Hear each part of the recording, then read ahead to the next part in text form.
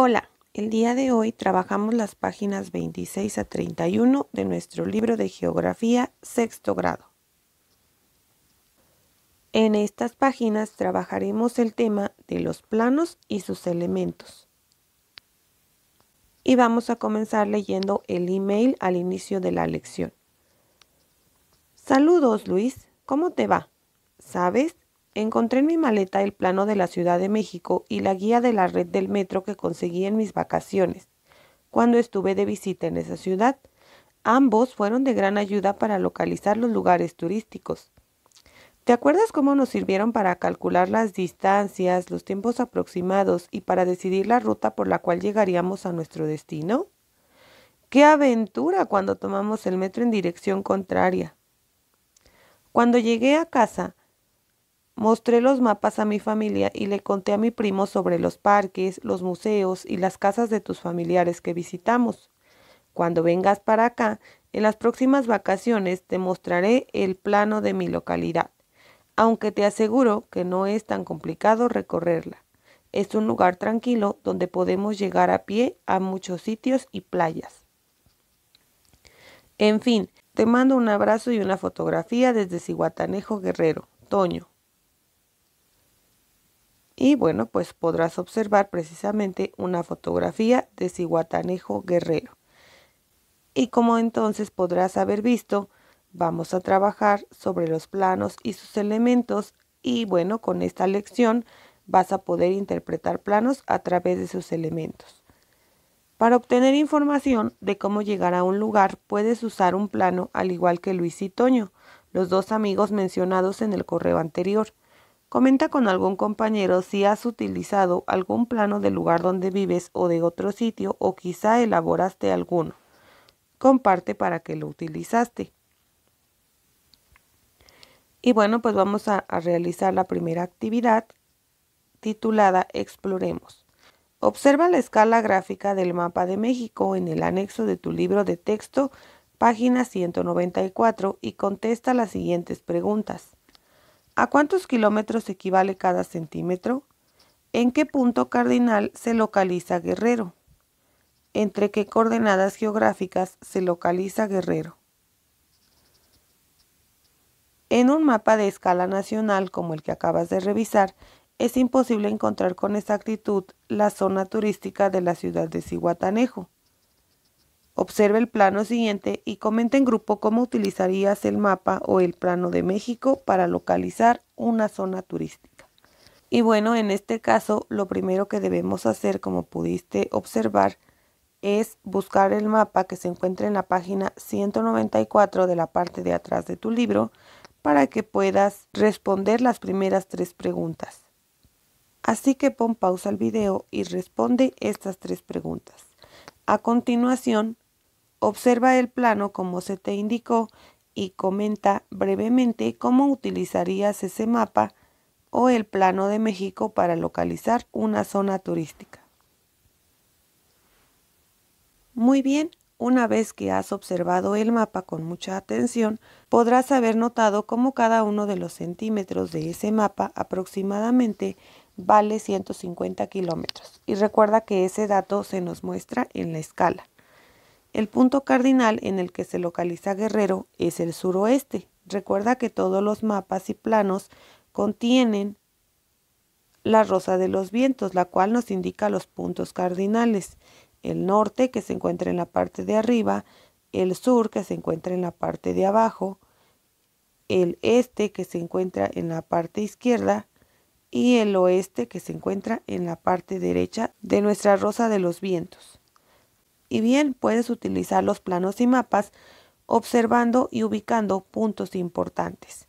Notarás cómo cada uno de los planos, por ejemplo, generalmente te va a mostrar una simbología en la cual puedes ubicar diversos lugares y a partir de ellos determinar las rutas para llegar a otros más. También podrás observar que los planos cuentan con letras y con números, lo cual facilita brindar coordenadas donde se pueden ubicar los diferentes lugares. Observa, por ejemplo, que si yo quisiera decir dónde se encuentra el Palacio Municipal, podría decir que se encuentra en el plano en la coordenada B1. Y esto mismo podría hacer con los lugares más significativos de cada uno de los planos. Aprendamos más. Cuando vas por primera vez a la casa de un amigo, es común que te indiquen ciertos puntos de referencia: la escuela, un jardín, un kiosco o una cancha de fútbol. Sin embargo, para alguien que no conoce el lugar, es probable que estas referencias no resulten suficientes para localizar el lugar al que se desea llegar, de modo que necesitarán un plano. En los planos se representan los lugares y las construcciones con líneas. Con ellos es posible conocer algunos detalles precisos como el trazado de las calles, la ubicación de los parques, las carreteras o las vías del ferrocarril, como pudimos ver en el ejemplo que te mostré anteriormente sobre el uso de las coordenadas en los planos. Y bueno, también se nos muestra un dato interesante que nos menciona que en México el Instituto Nacional de Estadística y Geografía, mejor conocido como INEGI, es el organismo encargado de recopilar, organizar y difundir la información geográfica y estadística del país. Ahora bien, entonces veamos qué es un plano. Los planos son la representación de una ciudad vista desde arriba como si volara sobre ella. Desde esa perspectiva se pueden observar el trazado de las calles y las manzanas, así como algunos lugares de interés, como pueden ser monumentos, construcciones de valor artístico y museos. Los planos además ofrecen una descripción detallada de los elementos que los conforman. Además, utilizan colores, símbolos y dibujos para distinguirlos.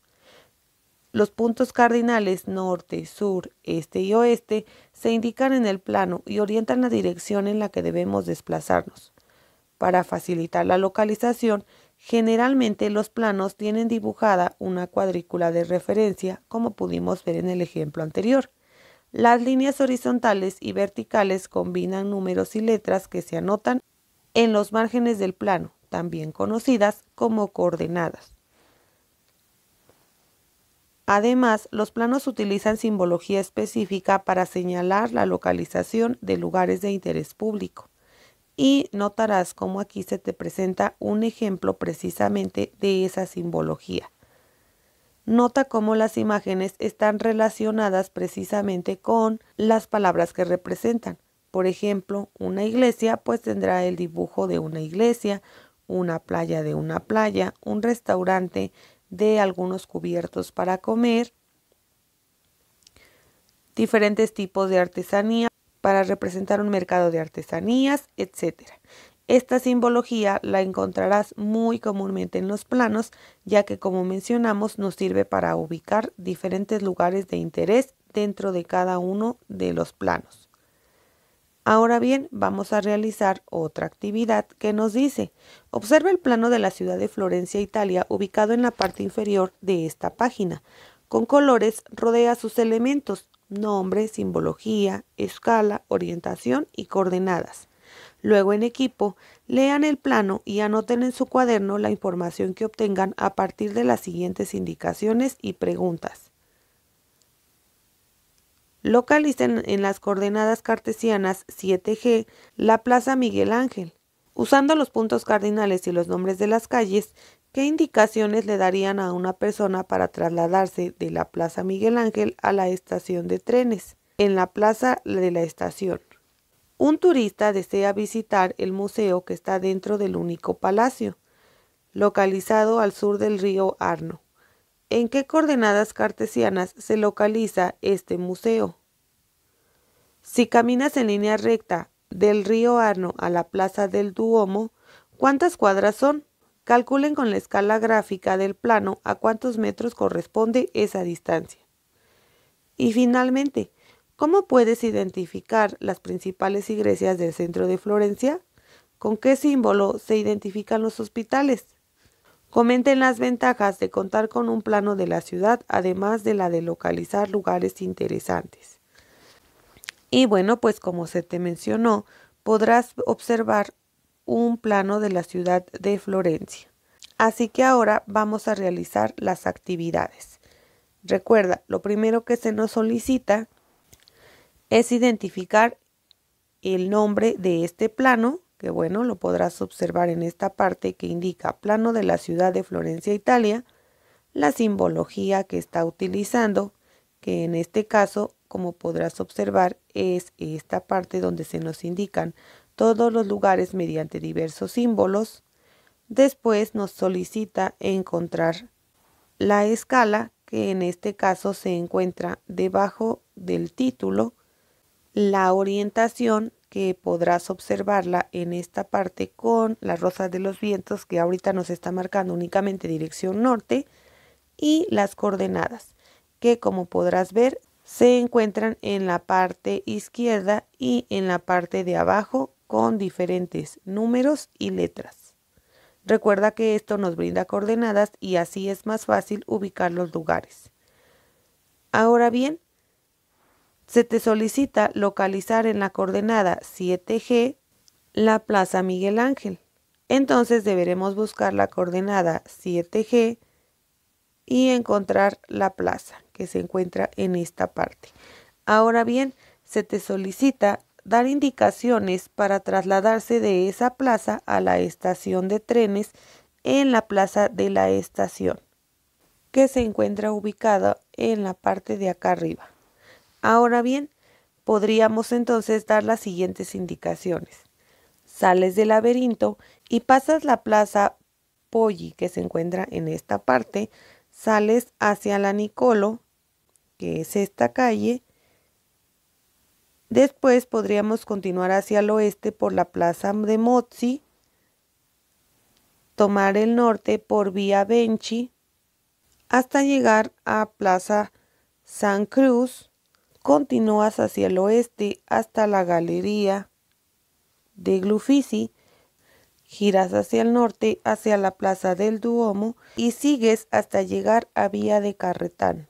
Llegas a la Plaza de l'Unità Italiana atravesándola hasta llegar a la Plaza de la Estación. Y bueno, pues recuerda que este es un ejemplo y tú podrías seguir alguna otra ruta. Lo importante es que identifiques cómo desplazarte a lo largo de tu plano. Ahora la siguiente actividad nos solicita localizar las coordenadas en las que se encuentra el único palacio, o bien conocido como Palazzo Pitti. Y bueno, pues este lugar se encuentra ubicado en la coordenada 6C, que se encuentra en la parte de aquí. Ahora nos indica que si caminamos en línea recta del río Arno a la Plaza del Duomo, ¿cuántas cuadras son? Y bien, esto lo podremos observar identificando precisamente donde encontramos el lugar anterior, que es la Plaza del Pitti, en línea recta hacia la Plaza Duomo, que se encuentra entre las coordenadas 4 y 5F, y bueno, pues podrás percatarse que son 10 cuadras las que va a recorrer. Después se nos solicita calcular con la escala gráfica del plano, es decir, nuestra escala que aparece en la parte superior, cuántos metros corresponden a esa distancia.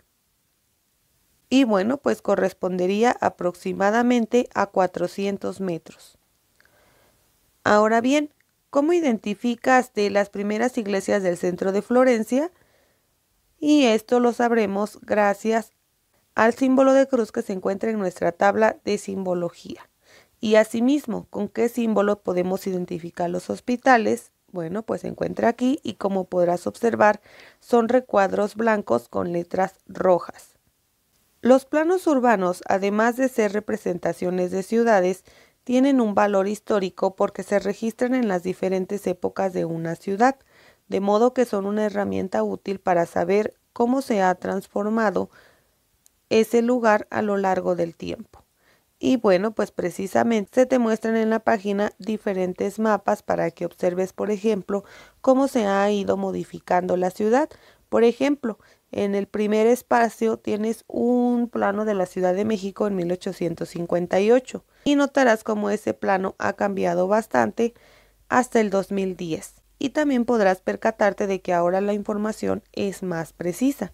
Ahora, en la parte de abajo podemos ver al inicio un plano de Roma en el siglo XVI y un plano de Roma en 2010. Y como mencionamos, ahora los mapas tienen mayor precisión, debido a que en la actualidad se ha alcanzado un grado de precisión alto gracias al desarrollo de la tecnología. Desde los aviones y los satélites se obtienen fotografías que aportan datos exactos de la superficie representada. Esos datos se almacenan y procesan en las computadoras para trazar los planos y mapas. Ahora bien, finalmente, realicemos la actividad, apliquemos lo aprendido. Luis, un niño que vive en Malinalco, encontró este documento de su ciudad. Obsérvalo en el anexo, página 188. ¿Es o no es un plano? Ahora bien, el primo de Luis está de visita y quiere conocer la ciudad. Ayuda a Luis a organizar un recorrido por los lugares más interesantes de Malinalco. Considera que Luis calculó un recorrido no mayor a 1,5 kilómetros porque su primo necesita muletas para caminar. Sobre el plano, anoten la letra correspondiente a las indicaciones de cada lugar que se describe y la distancia recorrida. Luis vive en el barrio de Santa María, así que decidió comenzar por visitar la capilla de Santa María, que se localiza sobre la calle Juárez. A partir de ese punto comenzó a elegir los lugares a visitar. Para llegar al exconvento del siglo XVI, la distancia recorrida será de 380 metros y las indicaciones para llegar son caminar por la calle Juárez rumbo al norte hasta cruzar la calle de Galeana e identificar el exconvento. Recuerda que en este apartado es importante que en tu mapa vayas realizando precisamente esos recorridos para que después puedas responder las preguntas. Ahora bien, para llegar al inciso B, que son las pinturas murales del Palacio Municipal, la distancia recorrida son 130 metros y las indicaciones para llegar son continuar al norte por la calle Juárez, cruzar la calle Hidalgo y detenerse en la Presidencia Municipal.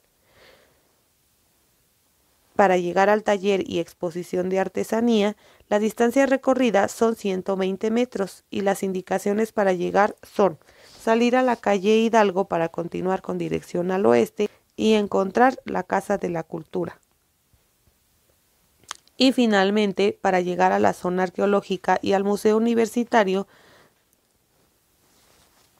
se debe recorrer una distancia de 250 metros y las indicaciones para llegar son salir a la calle Hidalgo hacia el oeste hasta topar con pared, continuar al sur, cruzar la calle Guerrero y continuar hasta Amajac. Seguir al oeste para llegar a la zona arqueológica y al museo. Y ahora bien, se te pregunta, ¿cuál fue la distancia total recorrida? Y bueno, pues este dato lo podrás obtener al sumar cada una de las distancias recorridas en cada uno de los trayectos. Y si realizas la suma, obtendrás que fueron 880 metros.